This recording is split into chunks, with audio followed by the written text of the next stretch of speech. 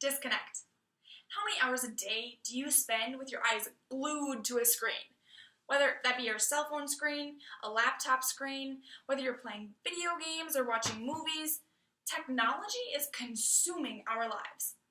You may argue that technology connects us, but I believe that it disconnects us from being physically present in our world today. The improvements in technology over the last decade have led to an increased use and oftentimes an overuse in technology. Technology has begun to consume our lives, as we no longer know when to turn our phone off or to put our phone away and to be physically present. We no longer are spending time fostering and maintaining physical relationships. Instead, society has placed an emphasis on digital relationships, like the friends you have on Facebook, followers on Twitters, or it's more important of the number of likes, favorites, or retweets you get on a post. The overuse in technology is causing developmental and psychological issues. In addition, the use of technology is diminishing our social and relational skills. Due to these negative implications, technology use should be limited. I urge you to be the one to take the charge and to be a leader in today's society. Put your phone down, turn off your computer, unplug from technology, and be physically present in our world today. There are many developmental and psychological issues that technology presents. First, as posted on a website titled Edudemic in 2015, technology is changing the way that children think today. Along the same lines, Dr. Jim Taylor posted an article in 2012 on Psychology Today stating that technology changes the actual wiring of a child's brain. These facts are pretty crazy, and it's important for us to analyze how much time children are spending on technology. Children's brains are developing today different than ever before. Due to the availability of information via search engines like Google or Yahoo, or even the ability to ask Siri any question on our cell phone, children are no longer learning information. Instead, they are becoming excellent at simply typing a few letters into their smartphone and able to access that information when needed. Technology is actually decreasing children's creativity, their innovation, imagination, and capabilities to think critically. Moving on, we have become psychologically dependent on technology. I believe that our cell phones have become security blankets. Don't you feel like a part of you is truly missing when you leave your phone at home? Or how many times have you picked up that all too important phone call to avoid that awkward face-to-face communication with another person? Along the psychological consequences of technology, although emoticons are used so often in many sorts of shapes and sizes in our technology today, technology ironically negatively impacts our emotions and our feelings. As also posted in 2015 on Edudemic's website, the more technology one is exposed to, the less sensitive they are to emotions.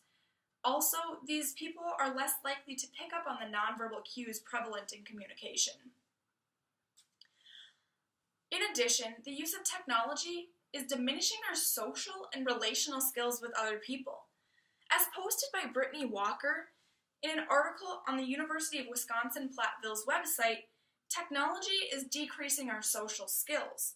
It's increasing an awkwardness in face-to-face communication and also increasing isolationism and solitude as we are living in our own virtual, warped realities created by our cell phones and other mediums of technology.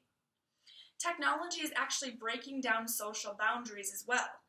All of a sudden, social stalking, sitting on your computer and typing away on all different social media outlets has become acceptable, as well as crossing sexual boundaries like nudity and pornography found online.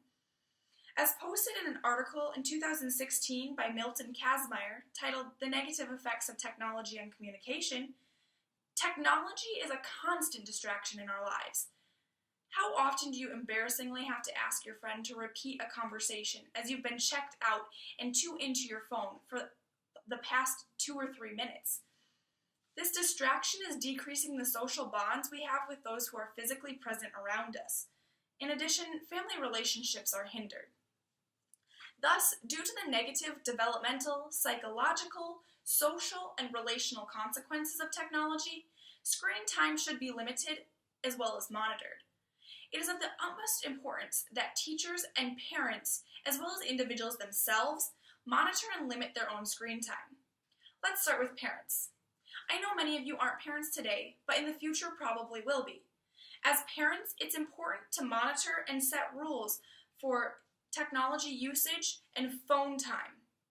In addition, it's important to set the good example for your children. If you want your children to put their technological devices away, you should too. As posted on Huffington Post in 2014 in an article titled Managing Cell Phone Usage, teens are actually still children when given a cell phone. This is why it's of the utmost importance to monitor their usage. Moving on to educators. It is important that technology is used in the classroom to enhance learning, but just that, to enhance it. Technology cannot be the point on which our education thrives. We must teach children to communicate with one another outside of technology and place an emphasis on the face-to-face communication. In addition, it's important that educators and teachers put their cell phones away while teaching and encourage their students to do the same. As posted on a website titled Becoming Minimalist in 2015 by Joshua Becker, it is important that both teachers and educators, parents, and anybody who is in a leadership position set the example and put their phones away in order that the others may do the same. I urge you to put your phone down, turn off your computer, and be a leader in today's society. As posted on a website titled The Bottom Line in 2012, in an article titled Technology is Destroying the Quality of Human Interaction, they state that face-to-face interaction actually comforts us and provides us with an important sense of well-being. Face-to-face communication is valuable and has an intangible, real quality to it. Let's start emphasizing the quality of our relationships versus the quantity, such as how many friends you have on Facebook. Spend time together and make relationships matter. Place an emphasis on face-to-face communication.